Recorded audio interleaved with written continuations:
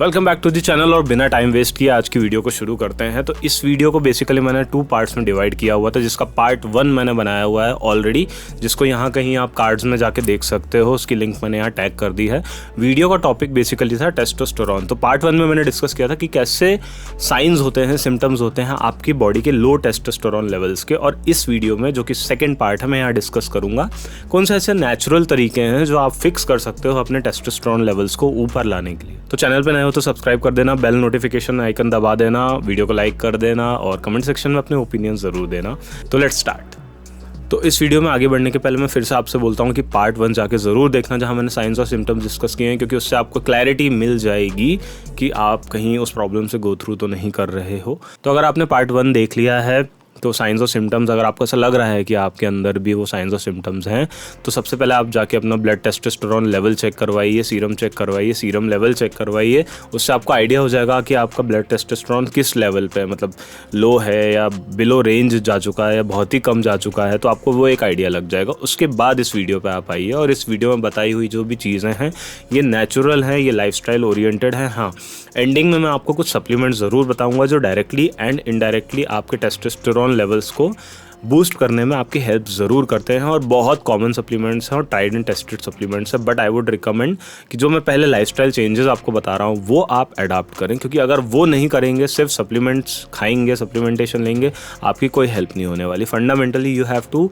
Improve your lifestyle. आइए शुरू करते हैं पहले टॉपिक से। अब अगर आप वर्कआउट वगैरह कर रहे हो, ऑलरेडी सब चीज़ें कर रहे हो, और ये एक बहुत कॉमन को रिलेशन है ना। देखो, अगर आपका फैट है, ऑलरेडी आप ओबीस है, तो आपके टेस्टोस्टेरोन लेवल्स ऑलरेडी लो है, ये तो बताने की ज़रूरत नहीं है। अब आप गलती क्या करते हो, आप जिम जाना शुरू करते हो, आप हैवी कार्डियो करते हो, मतलब दौड़ रहे हो, ट्रेडमिल पे एब्स लगा रहे हो और ये माउंटेन क्लाइंबर, बर्पीज और ये सब चीज़ें कर रहे हो। ये सब करना फैट लॉस के लिए ज़रूरी है, बिल्कुल सही बात है।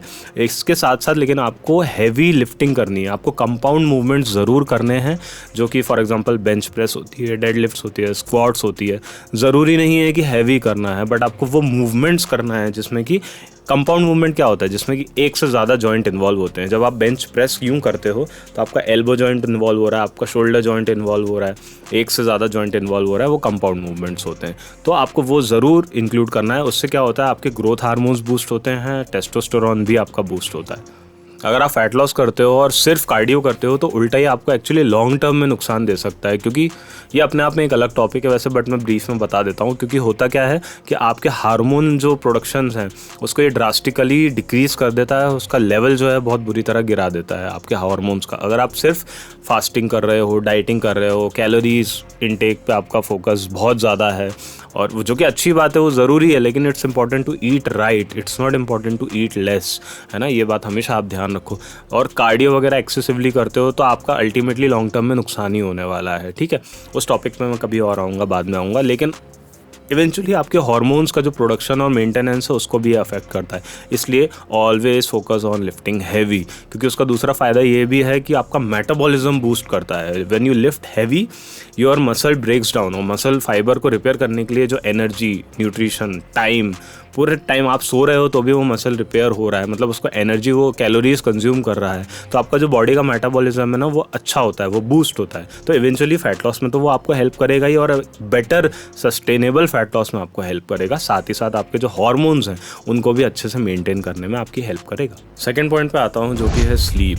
अब आज के समय में ये ना पुअर स्लीप क्वालिटी बहुत कॉमन चीज़ हो चुकी है। ये मैंने खुद पर्सनली एक्सपीरियंस की हुई है, बिकॉज जिस तरह का मेरा कंटेंट क्रिएशन का फील्ड है, ये फ्रीलांसिंग वाला फील्ड है, कई बार हम लोग रात में काम करते हैं। ये सब दिक्कत क्या होती है कि आपने 2 दिन तो मैंने रात में काम किया, बाकी के 3 दिन क्या है, मेरी हैबिट बन गई है वो 2-3 बजे तक जगने की। तो मैं अगर काम नहीं भी है मुझे, तो मैं क्या कर रहा हूँ, मैं स्क्रॉलिंग कर रहा हूँ, मैं नेटफ्लिक्स देख रहा हूँ, इस तरह की चीज़ें कर रहा हूँ। और ये बहुत कॉमन है, आप लोग भी करते हो। तो अगर ये आपकी हैबिट्स हैं तो आपको ये चीज़ सुधारनी पड़ेगी। अगर आपके साथ हार्मोनल लेवल पे कुछ प्रॉब्लम शुरू हो गई है तो आपको ये स्लीप वाली चीज़ सुधारनी पड़ेगी। वो होता क्यों है, अगर आप गुड क्वालिटी ऑफ स्लीप लेते हो तो स्लीप के टाइम क्या होता है, तो आपका पिट्यूटरी ग्लैंड है, यानी हाइपोथैलेमस जो एरिया है ब्रेन का, वो पिट्यूटरी ग्लैंड है, which is responsible responsible for the initiation of hormone secretion. तो उसको जब रेस्ट मिलता है तब वो अपना काम अच्छे से करता है। जब पूरे दिन आप स्ट्रेस में रहते हो, किसी भी तरह पॉजिटिव नेगेटिव स्ट्रेस कोई भी हो, तब वो काम उतनी एफिशिएंटली नहीं करता। जब आप सोते हो आपका सिस्टम रीसेट होता है, आपके सारे हार्मोन्स, ना ही सिर्फ टेस्टोस्टेरोन, बाकी सारे हार्मोन्स भी आपके रिलीज़ होते हैं प्रॉपर वे में, ऑप्टिमाइज होते हैं। अगर कोई ज़्यादा, जैसे कॉर्टिजोल है जो स्ट्रेस हार्मोन है, अगर वो ज़्यादा ओवरऑल दिन भर में रिलीज़ हो गया, अच्छी नींद लोगे वो बैलेंस हो जाएगा, वो नीचे चला जाएगा। ठीक है, तो इस तरह से ये सिस्टम पूरा जो पिट्यूटरी ग्लैंड का काम करता है, और उसी में टेस्टोस्टेरोन प्रोडक्शन और मेंटेनेंस भी इंक्लूडेड है।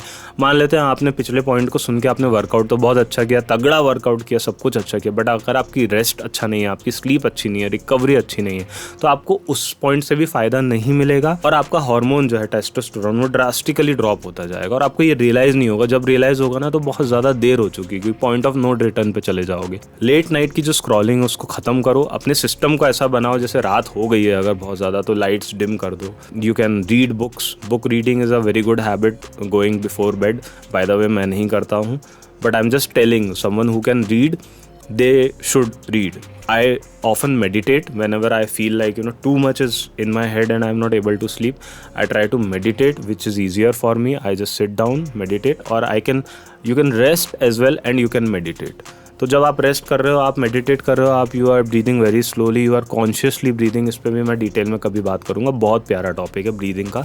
तो when you are consciously slowly breathing in, holding your breath, breathing it out, then holding the empty lungs, ये पूरा जो 4 स्टेप का प्रोसेस अगर आपको बहुत इजीली नींद आ जाएगी। अगर मैं अभी यहाँ बैठे बैठे कर दूंगा तो मुझे नींद आ जाएगी। ठीक है, तो इट इज़ दैट मैजिकल। इसलिए 7 से 8 घंटे की क्वालिटी स्लीप ज़रूरी। बेड टाइम पे no scrolling, no phones, no laptop, no Netflix, no YouTube, no reels, nothing. और एक रेगुलर स्लीप टाइम, मतलब कि अगर आप 12 बजे से लेकर 7 बजे तक सोते हो रात में, तो that should be your regular sleep time. ये नहीं है कि कभी 2 बजे सो गए। ये चीज़ें मैं कर चुका हूँ पर्सनली, इसलिए मैं आपको बता रहा हूँ। पर्सनली मेरी बॉडी ओके है, तो मुझे उसके रिपरकशंस इतने नहीं मिले, बट अलग चीज़ों में मिलते हैं। मतलब मेरे डार्क सर्कल्स आ गए, स्ट्रेस आ गया, अलग अलग सिचुएशंस पे अलग अलग चीज़ें। बॉडी फिट है तो हार्मोन लेवल पे नहीं आई दिक्कत, लेकिन दूसरी चीज़ों में दिक्कत आती है। तो सबकी बॉडी अलग है, सबका ये अलग है, लेकिन good habit is a good habit irrespective of what your objective is, wherever you are in your life. A good habit is a good habit and it should be followed. इसीलिए a good quality sleep with a proper sleep schedule is very important. And white lights जो भी है, screens, उसको avoid करना है आपको, because it takes away your sleep के लिए जो आपको ज़रूरी है ना, डिजीनेस, वो आपसे टेक अवे कर दे। इट कीप्स यू एक्टिव, है ना, तो आपको सोने नहीं देती हैं। उनके साथ ये दिक्कत है वाइट लाइट्स के साथ। अभी तीसरे पॉइंट पे आता हूँ जो आपकी डाइट से रिलेटेड है, and that is eating healthy fats. अब कोलेस्ट्रॉल का नाम तो आपने सबने सुना होगा, कितना डरावना शब्द है ना कोलेस्ट्रॉल, लेकिन ऐसा है नहीं। आप खुद सोचो मेरी बात, कोलेस्ट्रॉल बॉडी खुद प्रोड्यूस करती है, अंदर से प्रोड्यूस करती है, तो ऐसा तो नहीं है कि उसका कोई फंक्शन नहीं होगा बॉडी में। बॉडी बेवकूफ़ तो है नहीं जो कोलेस्ट्रॉल खुद प्रोड्यूस करती है। और जो कोलेस्ट्रॉल वो प्रोड्यूस करती है उसका फंक्शन एक्चुअली होता ही इस पर्टिकुलर चीज़ में है, जो कि हार्मोन रेगुलेशंस। इसलिए अ गुड कोलेस्ट्रॉल लेवल, मतलब गुड कोलेस्ट्रॉल का जो लेवल होता है वो बहुत ज़रूरी है बॉडी में। और गुड कोलेस्ट्रॉल और बैड कोलेस्ट्रॉल पे अब भी आता हूँ मैं 2 सेकंड के बाद। क्यों ज़रूरी है? क्योंकि उससे आपका हार्मोन रेगुलेशन अच्छा होगा। अगर आप क्रैश डाइटिंग करते हो, आपने फैट्स अपनी डाइट से हटा ही दिए हैं बिल्कुल भी, है ना, तो आप नुकसान में जाओगे। इसलिए हमेशा गुड फैट्स को इंक्लूड करो, जिनके सोर्सेज मैं अभी आपको बताता हूँ। और गुड कोलेस्ट्रॉल बैड कोलेस्ट्रॉल होता क्या है, मैं यहाँ हाई डेंसिटी लो डेंसिटी की अभी फ़िलहाल बात नहीं कर रहा हूँ, वो कभी और।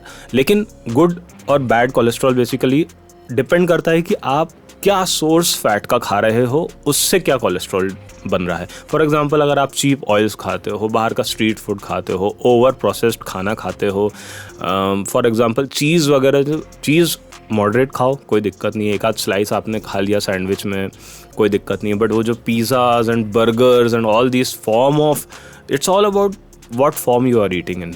मेयोनीज़ वगैरह जैसी चीज़ें, रोल वगैरह में जो डली होती है, ये सब चीज़ें रेगुलर बेसिस पर अगर आप खा रहे हो, समोसे, कचौड़ियाँ, ऑल डीप फ्राइड स्टफ़ अगर आप रेगुलर बेसिस पे खा रहे हो, मतलब बटर लगा के रोज़ ब्रेडें खा रहे हो, ये सब चीज़, तो आपका जो बैड कोलेस्ट्रॉल है ना, वो बढ़ना 110% तय है। इसलिए फ़ैट लो गुड सोर्सेज से, जिससे कि आपका जो कोलेस्ट्रॉल बनेगा वो गुड कोलेस्ट्रॉल बनेगा, hence it will be able to help you in your testosterone production. और गुड सोर्सेज ऑफ फैट्स क्या होते हैं? नट्स होते हैं, सीड्स होते हैं, एग्स होते हैं, फिश वगैरह अगर आप कंज्यूम करते हो तो fish is the best, fish and the seafood जो अदर होता है वो सबसे अच्छा सोर्स है गुड फैट्स का। मैं हमेशा बोलता हूँ चिकन, मटन, इन सब चीज़ों से फ़िश हमेशा बेटर होती है। एक अच्छी क्वालिटी का घी अगर आपके पास अवेलेबल है, मॉडरेट लेवल, मतलब 1 से 2 चम्मच से ज़्यादा नहीं पूरे दिन भर में। और फ्रूट्स जैसे कि फॉर एग्जांपल अगर आप अफोर्ड कर सकते हैं तो एवोकाडो जैसे जो फ्रूट्स होते हैं, नहीं तो ना ड्राई फ्रूट्स तो आपको खाने ही खाने हैं, नट्स एंड सीड्स आपको खाने ही खाने हैं। तो these are some good sources of fats. चौथा पॉइंट मैं डिस्कस करना चाहता हूँ, स्ट्रेस लेवल्स। देखो, हम सबकी लाइफ में किसी ना किसी रूप में स्ट्रेस है। अगर आपके पास पैसे की कमी है और आपको लगता है पैसा आने से स्ट्रेस चला जाएगा, तो मेरे भाई अंबानी की लाइफ में भी कोई ना कोई स्ट्रेस है। Probably he is worried about his son's health, कि आगे जाके मेरी सारी चीज़ें ये कैसे इस हेल्थ में संभालेगा।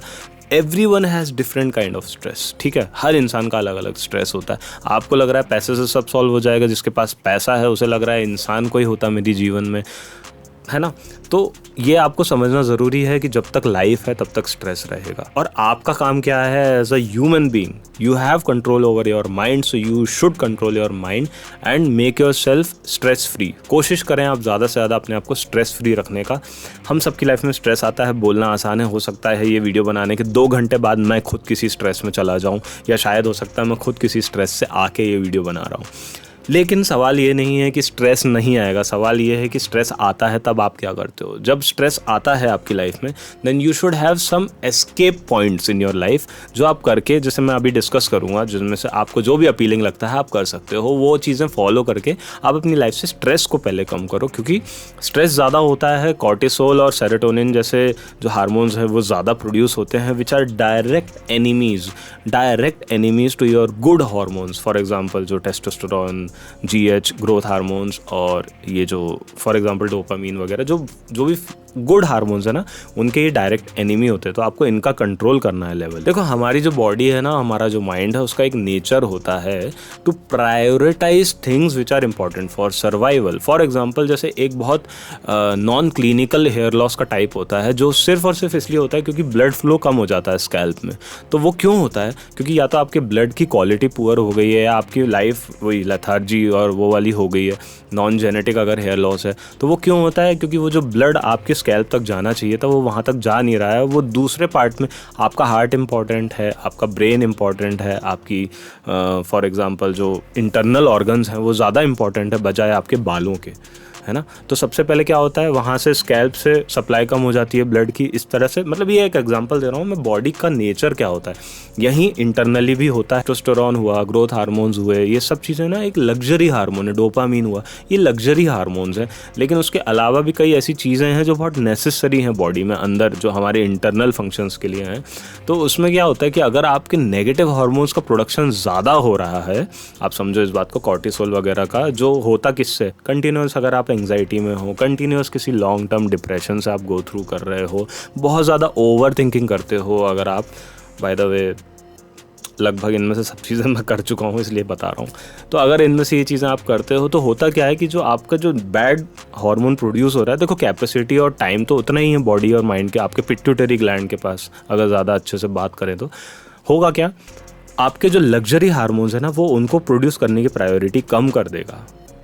आपके नीड बेस्ड हार्मोन्स को वो ज़्यादा मैनेज करेगा, क्योंकि उसके पास ऑलरेडी एक स्ट्रेस है मैनेज करने का, कॉर्टिसोल लेवल बढ़ गया है, उसे कम करना है। मतलब आप उसका एक्स्ट्रा काम दे रहे हो बेसिकली। तो होगा क्या कि जो उसकी अच्छी अच्छी चीज़ें होती हैं ना, मतलब अगर आपके पास 10 रुपये हैं तो आप पिज़्ज़ा नहीं खाओगे जाके, है ना, आप एक प्रोबेबली पानी की बोतल और एक रोटी खरीद लोगे उससे।